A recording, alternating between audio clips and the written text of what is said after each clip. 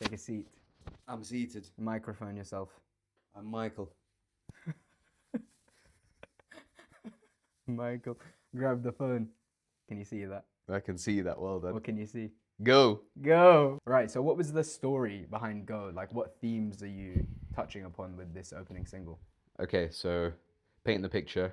I'm at uni. I'm doing this degree. I'm also making music, and it's very much like a lot of musical stuff is going on. I'm younger, and it feels like the world is at my feet. Like there's so many different opportunities. So one of the big themes of the song is kind of laying down a marker as Grade, as this, this talented rapper who is gonna take the world by storm, and Phantom as a collective as well.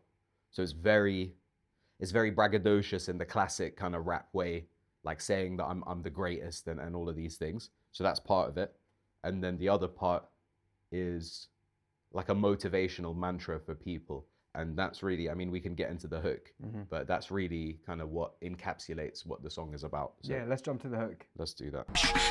I don't wanna get too heinous, should say heinous, that's who Grade is. Oh, I don't wanna talk about genius, should say greatest, that's who Grade is. Whoa, I ain't got time for the haters, no. My life is like a TV show. Try to ignore the narration, pick up my phone and my wallet and my keys and go. First of all, you can see that it is very over the top. Like it's very brash and very arrogant. Imagine we've not released any music. No one really knows who I am, but I'm coming out and saying, talk about genius, should say greatest. Like to me, this is like a rap song in the truest sense, where it's about thinking you're the best lyrically and demonstrating that on the track. It's a lot of lyricism and wittiness and humor, which is what I like to do.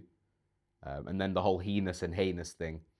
This was quite a common, not a gimmick so much, but like a thing that rappers would do. They would mispronounce words, and I think it was like, I'm in the kitchen baking lasagna, should say lasagna. Like it was, I think Wayne said something along those lines. And then moving on to the second part, I ain't got time for the haters. No, my life is like a TV show. So the whole theme of the show and ignoring the narration. The narration is like external commentary. So people saying, oh, you can't do this. At the time, it was like, you can't get your degree and become a rapper. It's those comments from outside telling you that you can't, but it's also the internal self-limiting beliefs of, oh, maybe I'm not good enough, or that imposter syndrome. So it's in the face of that. It's against that kind of thinking to say, actually, I'm going to ignore all of that, and I'm going to pick up my phone and my wallet and my keys and go. Obviously the essential items, but the point of it is like go forth and do what you know you can do, while ignoring, like throwing off the shackles of those external beliefs and those self-limiting beliefs. And the way I look at life is, imagine your life is like a movie or a show, and at the end of your life you get to watch it all back. Do you think you would actually be excited by that film or that show? Would you enjoy seeing what your life was? And I want my life to be that exciting. So constantly thinking about, okay, in what way can I make the show of my life the most entertaining for me at the end? So the first 4 bars, obviously these are the first 4 that anybody's going to hear from Phantom. It's the first single that we've released. How does that tie into the broader Phantom picture and the rest of the song? Again, kind of just setting the scene. Dankest on campus, so we're talking about the time at uni. I was living with Mayfly and one of my other boys at uni, and it was that era.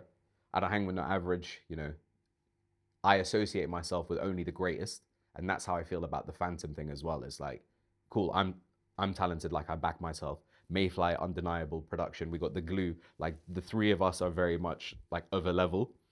And then just saying, we're here, and how long I'd been at uni for, that's the 6 years I'm established bar. The one I think is the most interesting of this opening 4 is when I say, I don't need to fall back on the ad-libs, like I spit so deep on the beat. When this was written, there was this era where like mumble rap was kind of coming through.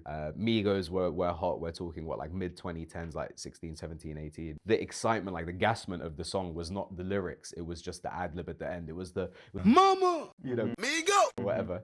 I wanted to do a 180 from that and really bring back like lyricism, like true rap lyricism, especially in UK stuff. Like I think the UK is lyrically, yeah, there's some talented artists, but the sound wasn't really as much like that. Like it's not the same as hip hop. I'm hearkening back to late 90s, early 2000s writing style in US kind of rap, which is why I wanted it to sound like this. Are there any inspirations for that, like late 90s, early 2000s, that you're not necessarily trying to emulate, but take some inspiration from? Is there anybody that jumps out to you? When I think of the rappers that I like the most, like that kind of Pusha T, Freddie Gibbs, Kanye, that era songwriting and rapping, the reason why it was sick is because it was lyrically like engaging and funny and witty, but still almost like pop, like catchy, and nailing that culmination of those 2 points, I think is so difficult to do well. And I'm not saying I've done it amazingly, but if you can have something which is lyrically very interesting and deep, but still have a surface layer flow and catchiness that, the majority of listeners will enjoy, and then like the quote unquote real rap fans, like the old heads of it, can get into deeper, I think is the sweet spot. And that's what I try to do when I wrote this, and just generally when I'm writing, is trying to nail that marriage of those two things. So you mentioned there that you're like paying homage to a certain era with the Pusha T and Kanye kind of influence there, and then also the quote unquote gimmicks at the time with the heinous and heinous. I think it's in the last 4 bars of the first verse. You do that again with some like censorship. Yeah. We've been talking about like American rap influence, but ultimately we are from London, and a huge influence for me lyrically and sonically in terms of what I was listening to was like London, UK stuff, like a lot of drill and a lot of grime. And in the drill scene in particular, there was this thing where you would censor the bars, so you wouldn't like self snitch basically. You wouldn't bait yourself out for some illegal activity. Yeah, exactly. So I pulled up to the yard and I had 10 grams of and then whatever, do you know what I mean? Like shit like that. So come from Mars, you come straight from Venus, want to put it all on the tip of my So I think we know what word I'm trying to rhyme there. What? But I wanted to, again, it's that link of something witty and something funny, like trying to drop a little bit of humor there, a bit of character, and then calling on the era of music that I'm inspired by really comes together well on this. There's the equivalent in the last 8 bars of the second verse. Coming back to the whole theme of kind of laying down a marker for what's to come, this song is supposed to represent the level that we're at, but actually just saying, look, we're here. This is step 1. This is it's go time. More so than look what we've achieved. Past tense, it's like, look what's to come. It's very much future, very much forward looking. So when I say, again, a bit of braggadociousness, flawless, leave you on the floor, gorgeous, but you knew that all before. Just, a bit tongue in cheek, trying to show off. And then wait till I tour. More gifts, wait till I tour. Like there's way more from us to come in the future, especially lyrically, bearing in mind this is one of the oldest things that I've written as part of this Phantom thing. I think lyrically there's more to come, and we'll see that. The reason why I like these last 4 bars is I enjoyed English at school, and one of the big things in English in terms of poetry and prose was these literary devices that make poems interesting. And you learn about things like alliteration and onomatopoeia and all these kind of things. So I want to squeeze in as much of that into my raps as possible without it becoming corny. Like there is a risk where you do too much that you're that lyrical miracle rapper, which is I really don't want to be. But I still want those internal rhymes. I still want the wordplay with the metaphor, with the simile, with the nice sounding flow and everything tasting like well-rounded.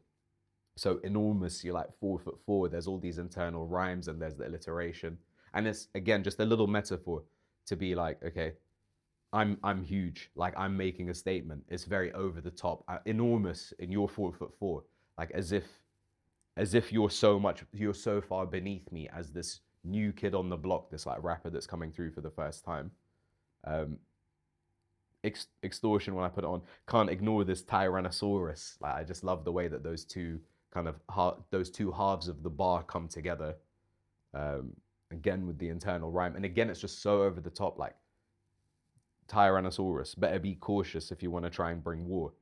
Like as the last bars that you hear in this song before the final hook, again, it's a statement to say, look, I know that we're new, like I know this is the first song and you don't know who I am, but by this point in the song, you know who Grade is because we've said it in the hook. I'm telling you who I am, and actually, like, cautious if you step to me lyrically. And that's, I really think that encapsulates, outside of the hook, I think these bars really encapsulate what this song is about.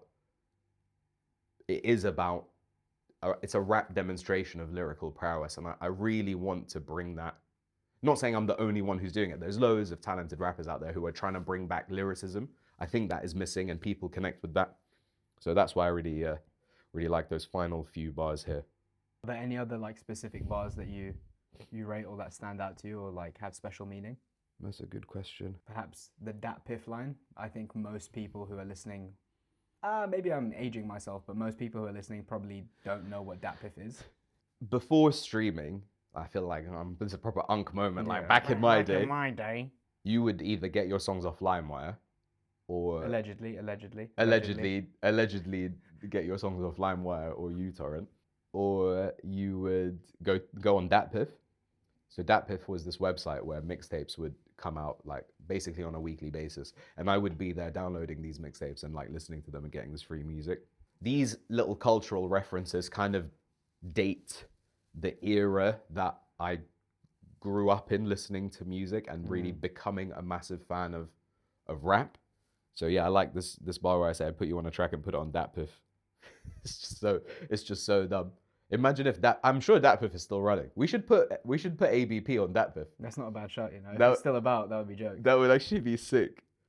What do you want people to think about or come away from this first single with? Nice. Okay, so many things.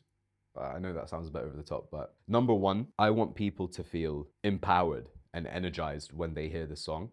Like, I want people to hear the lyrics and think, I can go out and achieve, and to really be like uplifted from within. I think there's so much power in rap, particularly where the lyrics can just gas you. So I want that.